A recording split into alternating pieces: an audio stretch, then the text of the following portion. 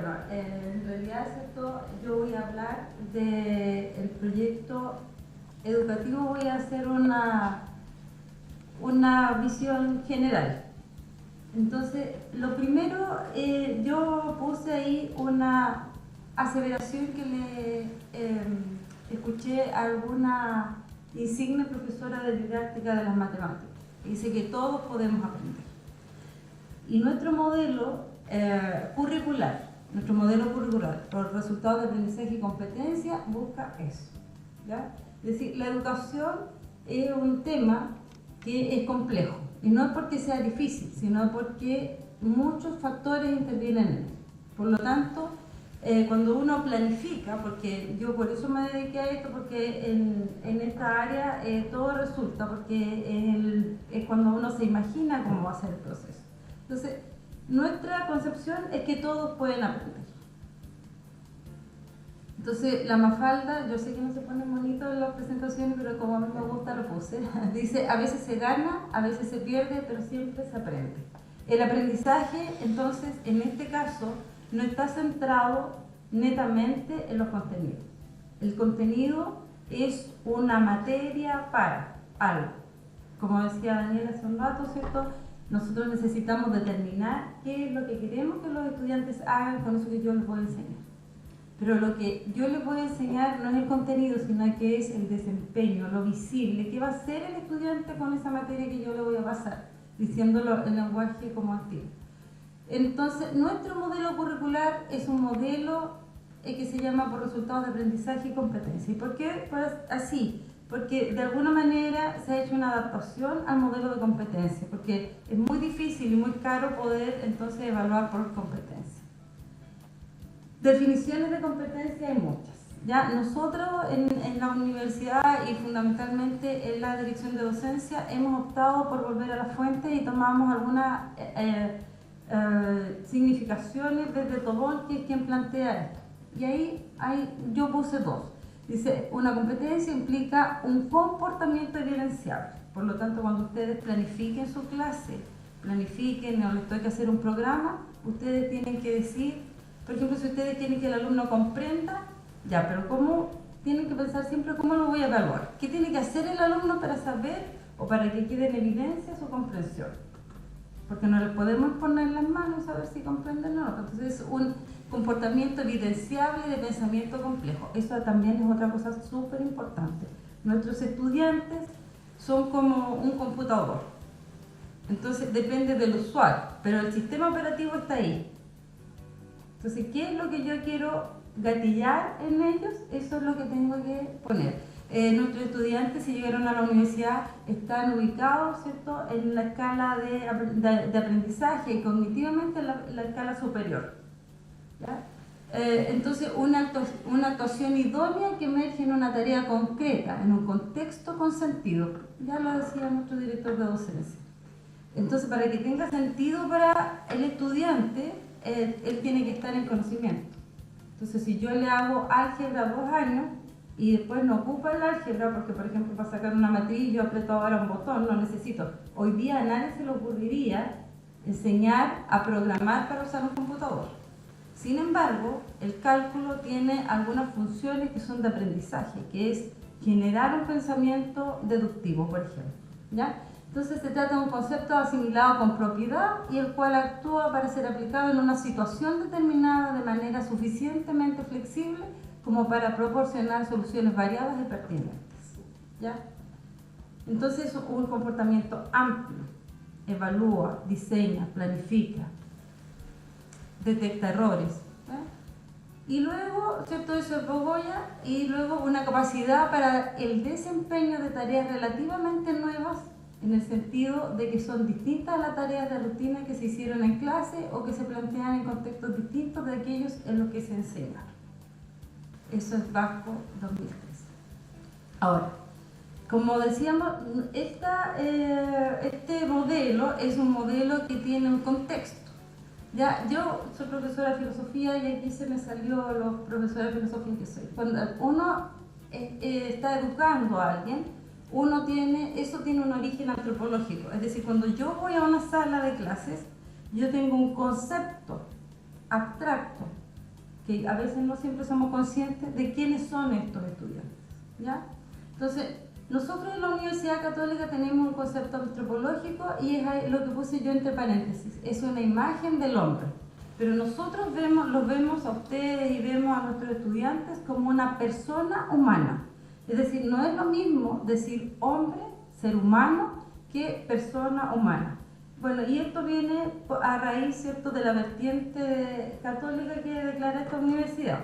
Entonces, el modelo educativo, que aquí traje un ejemplar, de alguna manera tiene un principio, esta universidad tiene un principio de formación donde expresa eso, es decir, no nos interesa ni la declaración religiosa ni de los estudiantes ni de los profesores, sin embargo tenemos una visión, vemos a los estudiantes de una manera distinta, ¿ya? Y eso está declarado tanto en el proyecto educativo como en el modelo educativo de la institución. Y eso entonces tiene implicancia epistemológica, es decir, la flechita, digamos, es la opción que la universidad toma para elegir este modelo curricular, es decir, de resultados de aprendizaje y competencias. ¿Por qué? Porque nosotros vemos, nos interesa el desempeño del estudiante, que aprenda, ¿cierto? Y eso tiene alguna implicancia epistemológica, es decir, cómo vemos o cómo desarrollamos la verdad. Primero, como bien lo decía el director de docencia, ¿cierto? Hay un interés por hacer converger como una especie de búsqueda de la verdad, el diálogo entre razón y fe. Eso es una manera distinta de ver el mundo, no están enfrentadas, sino que ambas confluyen para entregar esta verdad. Por lo tanto, nuestra idea, aunque obviamente sabemos que hay un contexto distinto, es que el estudiante venga aquí también con un afán de ser mejor, de contribuir y construir esta persona humana a través del conocimiento.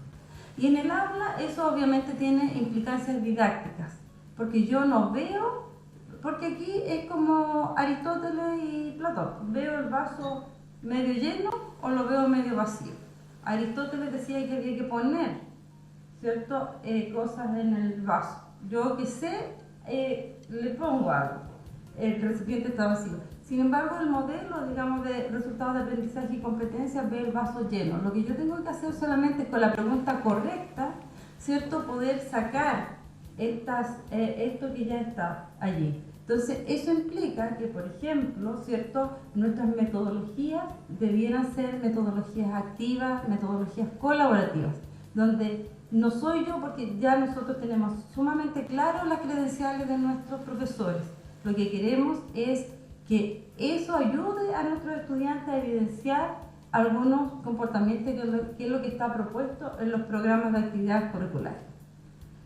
Entonces ahí tenemos un estudiante o un concepto de estudiante exitoso y uno que va directo al fracaso, ¿ya?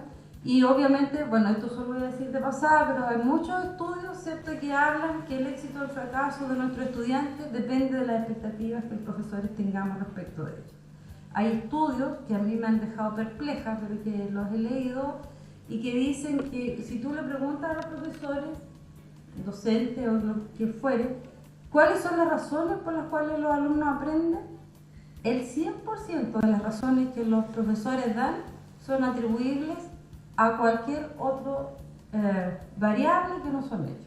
Los estudiantes no saben, son pobres, son tontos, no están interesados, etcétera, etcétera. Pero ninguna hace alusión a los profesores. Y eso entonces, nosotros yo diría que más bien sabemos las problemáticas que nuestros estudiantes traen. Ahora en un rato más les va a hablar de algunas de esas cosas, pero la gracia es que con esta diversidad llegamos a un mismo punto. Eso es lo que tenemos que procurar.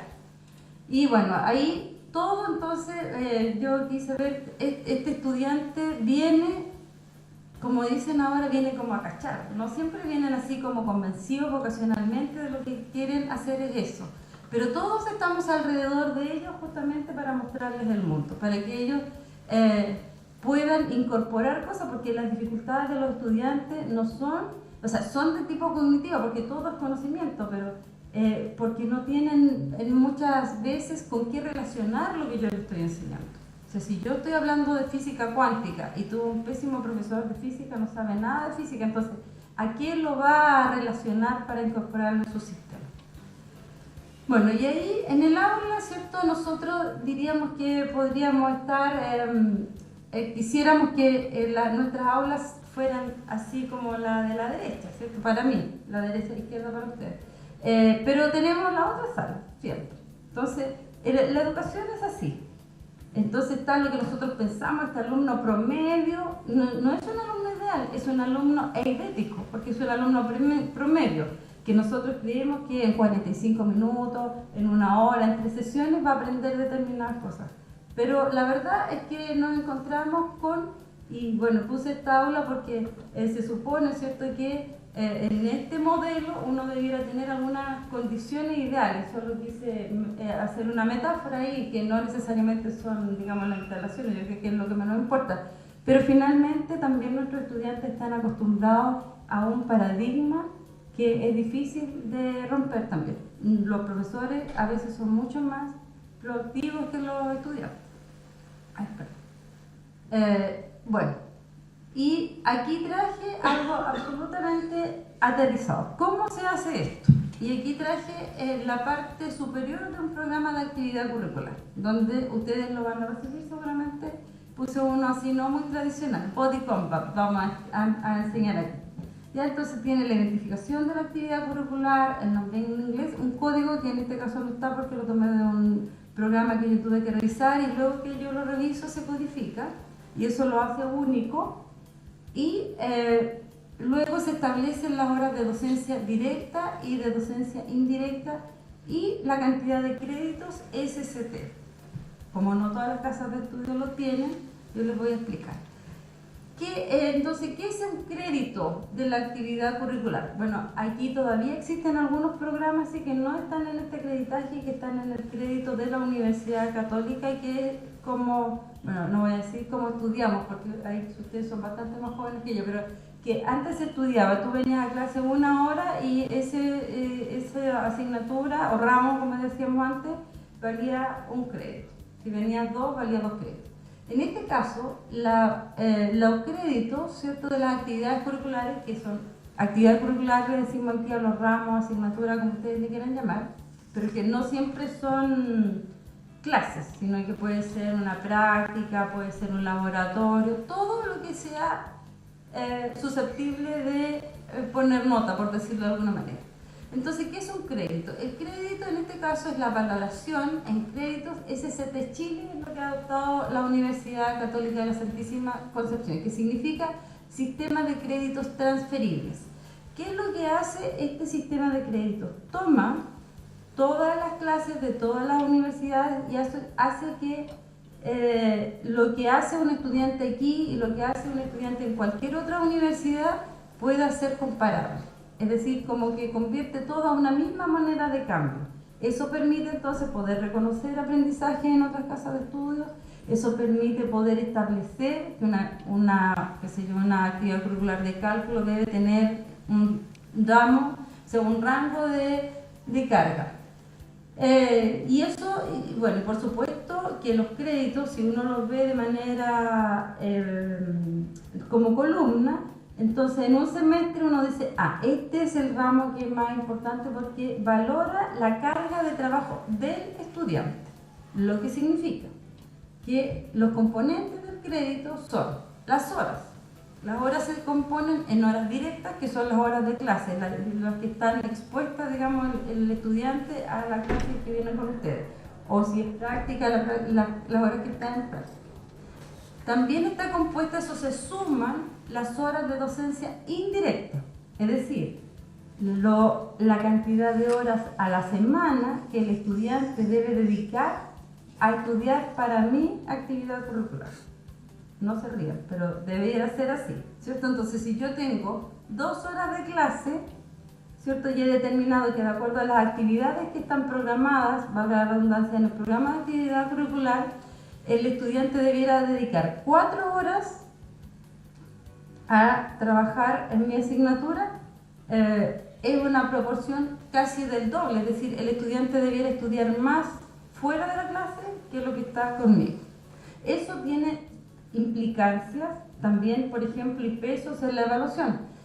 Pero eso obviamente que no se va a dar así espontáneamente. Es decir, si yo tomara un sílabus, en el sílabus debiera estar establecido lo que el profesor va a revisar y los logros que va a establecer para la cantidad de clases que tiene en la semana y lo que el estudiante debe hacer en la hora autónoma. Y obviamente que tiene que haber un seguimiento, porque si yo le digo ya estudien, no, sino que debe ser algo bastante más controlado, por así decirlo. Si eso fuera así, de esa manera, y hubiera esta transparencia y que el estudiante tiene la posibilidad y siempre, ¿cierto? Y tiene esta cantidad súper establecida de cosas y nosotros le explicamos todo esto, la evaluación debiera tener la misma proporción. Si tiene 2 horas de clase conmigo, entonces ningún estudiante me diría, señora, eso no estaba en el PowerPoint. Porque yo le digo, es que esas preguntas, ¿se acuerdan? Son lo que yo le determiné que usted debe estudiar en las clases de docencia indirecta. A eso, por supuesto, tiene que ir asociado algunos materiales didácticos, bibliografía y bueno, todo lo que ustedes puedan crear. Entonces tenemos las horas de docencia directa más las de docencia indirecta, que es la que el estudiante tiene de estudio autónomo. Eso se establece por la cantidad de semanas que dura, digamos, esta actividad curricular. En nuestro caso, nosotros en esta universidad tenemos un sistema semestral. Eso significa que un estudiante con ustedes debe tener 18 semanas de clase. Y las horas de carga semanal que un estudiante debe dedicar al estudio es de máximo 30 horas, para que pueda dormir, digamos, y respirar. ¿Ya? Solo, en realidad es súper apretado porque más no le alcanzaría el tiempo para nada. Y de esa manera se calcula también el crédito SST. Se suman las horas directas más las indirectas, se multiplica por 18 y se divide por 30. Y eso es la estimación de la carga que el estudiante tiene para la actividad curricular que ustedes hacen. Eso hace entonces que los estudiantes tengan este sistema de créditos transferibles, ¿ya? Eso es lo que se hace y está establecido de esa manera acá para prácticamente todas las carreras.